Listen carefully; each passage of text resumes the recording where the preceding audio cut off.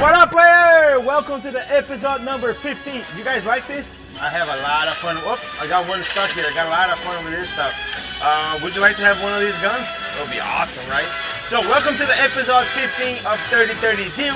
In this program, as you know, you're going to learn how to buy your first tax lien in the next 30 days. So with any more delays, let's go back and restart our research process. So we're going to go back to our website. We're still looking at Duval County. You know what was the good thing about this?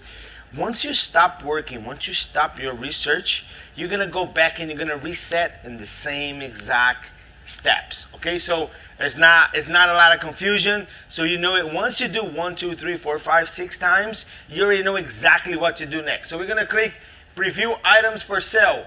We're going to go back to the text, to the list. And now, as you know, I bypass a bunch of tax liens that are out of my range, right? Remember, we started with tax liens $500,000, $200,000, $180,000, $100,000. So let's say if you have up to $10,000 to invest, I bypass all the other tax liens. They're fun to look. They're fun to train the research. However, it's out of my price range. So I'm going to go straight to the point, and I'm going to look at those tax liens that are within my budget.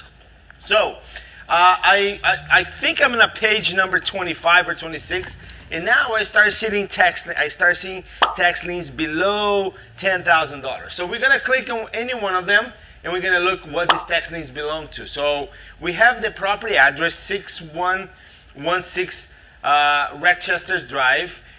We know that this property is an absentee owner. How do I know that? Because the mailing address is different than the property address. So which means this property is not homestead whatsoever. Not that it matters for us as far as tax liens. However, if the property is an investment property, maybe that's the reason why the homeowner is late on the taxes. Because typically you pay the taxes in your primary residence first, then your secondary home, right? And that also could mean that the property is not being well taken care of because it's not the primary residence. So we're gonna find out the answer of those questions, okay? So again, I'm gonna go over the property card. I'm gonna look at the whole thing. The property was built in 1983. Building value $94,531. I'm gonna keep going. The assessed value, well, that's strange. It's $372,000. So we gotta, maybe that's the garage. I'm gonna click on the Google Maps. Now I'm gonna take a look at the property. Whoa! So belongs to this property right here. Very nice property, very nice, well taken care of it. So my first suspicion, as far as being an investment property and not being well taken care of, is not accurate. So I already know the property is.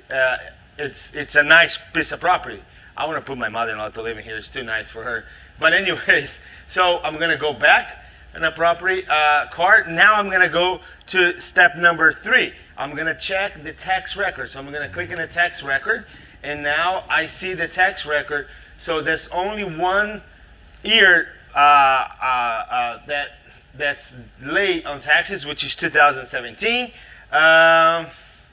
Now I'm going to click right here, 2016. Now, remember, on the last episode, I show you how now we are up to identify what is the pattern, how long it takes for the homeowner to pay for the property. Because now you know exactly if this property, you're going to end up getting the ROI or you're going to get the property. So if it takes longer, the longer it takes for them to pay the property taxes, greater are the chances that you're going to end up with the property. If they pay fast, you're going to get the ROI. So depending on your strategy, that's where you're going to determine which properties are you going to go for or not. So I'm going to go over here.